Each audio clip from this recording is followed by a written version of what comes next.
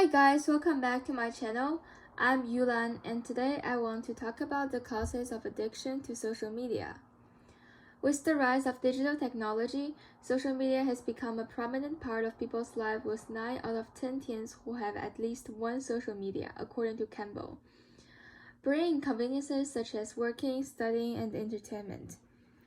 As people become more dependent on social media, more and more individuals have developed addictions to interactive platforms such as Instagram, Snapchat, BeReal, and TikTok. It seems impossible for them to leave the chat box and not check new messages. The outcome of frequent use of social media leads to addiction due to the interaction between levels of dopamine in the brain and the social environment. The dopamine levels in the brain have shown a significant impact on the functioning of the brain and further addiction behaviors to social media. To start, dopamine is a type of neurotransmitter in the brain and is responsible for sending chemical messages. Dopamine's functions on the brain include memory, reward pathways, and motor coordination. There are 4 major dopamine pathways that act as connections for chemical signals known as neurotransmitters. 3 of these pathways, the mesocortical, mesolimbic, and nigrostriatal pathways, are considered our reward pathways, which will bring users a feeling of joy. Once dopamine gets released into the cortex when we are doing something pleasurable, we seek out more of that feeling once we get a taste of it for the first time. Through long-term potentiation, a process when the connections become stronger due to the frequent response to stimulus, which has resulted in a reward.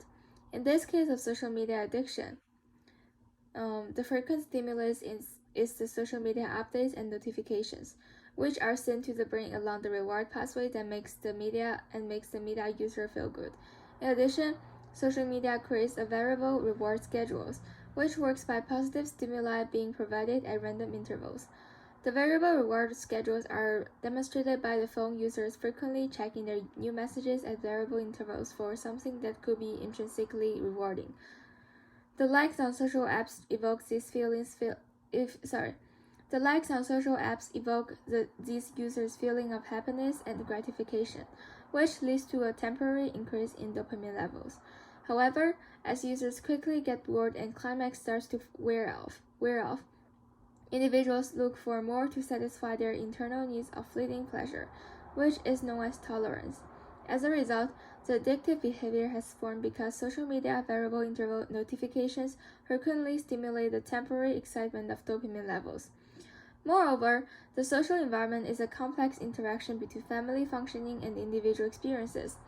Many studies on social media addiction have found the crucial role the family factor plays, such as secure attachment, parenting style, and parental expectations, and so on. An experiment conducted by Massey and fellow researchers with a sample of 30 male patients who were diagnosed as having internet addiction demonstrated the effect of family on social media addiction, such that unhealthy family relationships and conflicts were directly related to internet addiction in a larger younger sample. Furthermore, family is considered to be an important factor for the development of self-esteem and reduction of chance of being media addicts.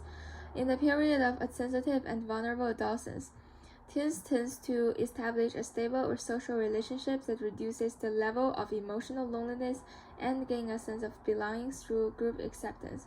As a result, lonely individuals would seek interactions with strangers online. Based on Kaplan's model, these lonely individuals engage in online social communication as an escape from their negative mood and consequently further reinforce internet use. A vicious cycle between loneliness and social media addiction has formed. Besides, Park et al. Addressed that domestic violence and unequal family status may enhance social media addiction in younger generations and suggested that the prevention program for addiction should also include the parents. From the previous experiments and research studies, family functioning and individuals' belongingness have demonstrated its importance on the individual's mental stability, where a healthy relationship could reduce the chance of getting addicted to social media. In conclusion, the frequent use of social media leads to dependency and further addiction as a result of dopamine levels in the social environment.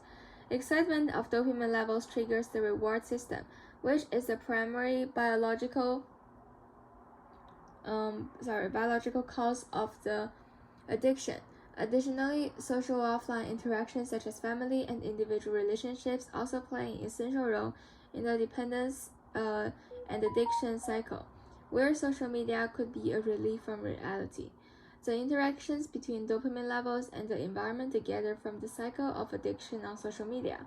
However, once we have control of our use of social media, they may not always be negative and can even boost our productivity or efficiency on certain tasks. The impact of social media totally depends on individual self or external control. Thank you for listening, and here are my references.